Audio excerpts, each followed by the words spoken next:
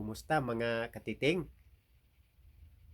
Samtang nagbantay ko sa tindahan mga katiting, gibati man kong kalaay, labi na kay way palit. Mao na mga katiting nga nakaunaw na ko og mag-memorize ko og bersikulo para nga mawa akong kalaay. Kay kini pong bersikulo mga katiting, usa pod ni kahinagiban gikan sa Ginoo. Atong mga pag-ampo magamit nato na mga katiting samtang mag-inusara ta, no? Mao na nga nakaunaw na ko og mag-memorize ko og bersikulo. Ako nang sugdan mga katiting. Isaias 26:3, hatagan mo og Ginoo og hingpit nga kalinaw, kadtong kanunay naglaom kanimo og misalig kanimo. Roma 1:12, ang buot kong ipasabot nga magdinasigay kita sa atong isig kapagtuo. 1 Juan 5:13, gisulatan ko kamong tanan nga nagtuo sa ngalan sa anak sa Dios aron masayod nga kamo may kinabuhing walay katapusan. Salmo 27:14, salig sa Ginoo, lig-una ang imong kaugalingon, ug ayaw ka balaka, salig lamang sa Ginoo. Salmo 18:1, ihigugma ko ang Ginoo, kay siya naghatag kanako og kalig-on. Efeso 5:16, ayuha paggamit ang inyong panahon, kay dautan kining mga adlaw. 1 Pedro 4:10, ingon nga maayong pinialan sa nagkalain-laing mga gasa sa Dios, kinahanglan nga gamiton sa tagsa-tagsa ang talagsaong gasa nga iyang nadawat gikan sa Dios alang sa kaayuhan sa uban. Isaias 26:4, saligi kanunay ang Ginoo, kay siya mao ang batong dalangpanan nga magpabilin hangtod sa hangtod. Juan 1:12, apan kadtong midawat ug misalig kaniya, gihatagan niya sa katungod nga mahimong mga anak sa Dios. Salmo 119:114, ikaw ang akong manalaban ug tigpanalipod, naglaom ako sa imong saad. Salmo 4:8, muhigda og matulog ako nga malinawon, kay ikaw laman og Ginoo ang magbantay kanako. Santiago 1:22, ayaw limbugi ang inyong kaugalingon pinaagi sa pagpamati lamang sa pulong sa Dios, hinuon tumana kini. Mateo 5:44, apan karon sultihan ko kamo, higugmaa ang inyong mga kaaway ug pag-ampo kamo alang sa mga taong nagpasipala kaninyo.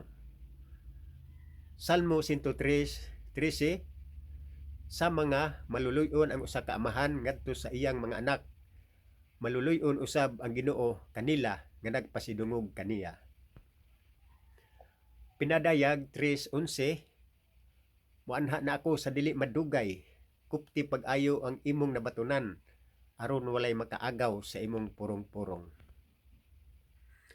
Efeso 4:32, pagkaluy-anay hinuon kamo ug pagbaton sa malumong kasing-kasing alang sa usag-usa ug pagpinasaluay kamo, ingon nga gipasaylo kamo sa Dios diha kang Kristo. Hebrehanon 13:5, ayaw higugmaa ang salapi, kinahanglan makuntinto kamo sa unsay anaa kaninyo, kay nag-ingon ang Ginoo, dili gyud kamo biyaan o talikdan. Panultihon 4:13,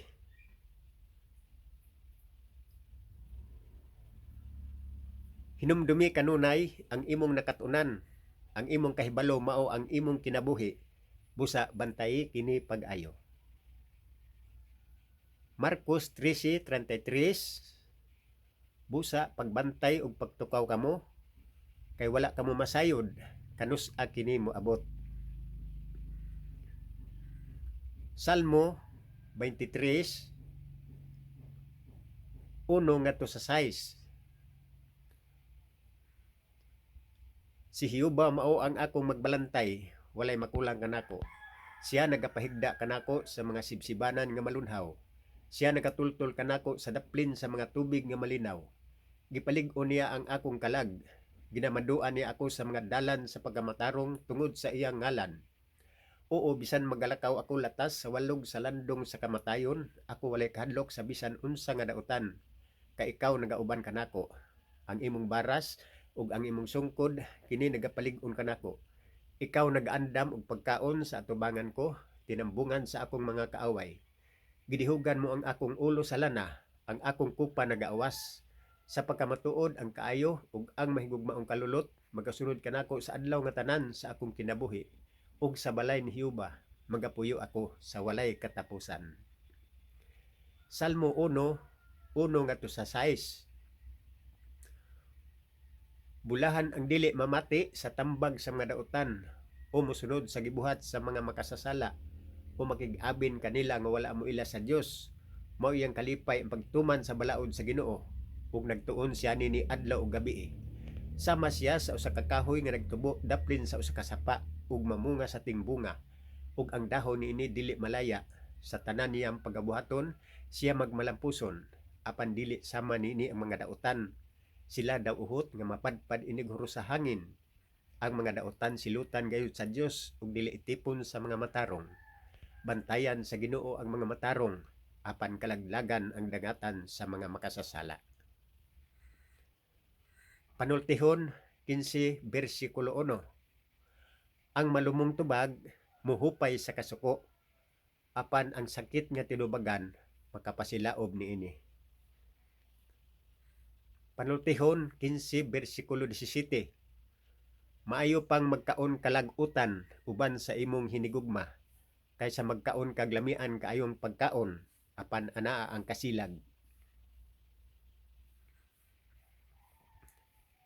Ang tanan nagpakasala ug nawad-an sa himaya sa Dios. Taga Roma 3:23. Ang anak sa tao mianhi sa pagpangita ug pagluwas sa nawala. Lucas 19:10. Juan 1:1 sa sinugdan mao ang pulong ug ang pulong kauban sa Dios ug Dios ang pulong. Si Jesus miingon, ako ang maayong magbalantay sa mga karniro.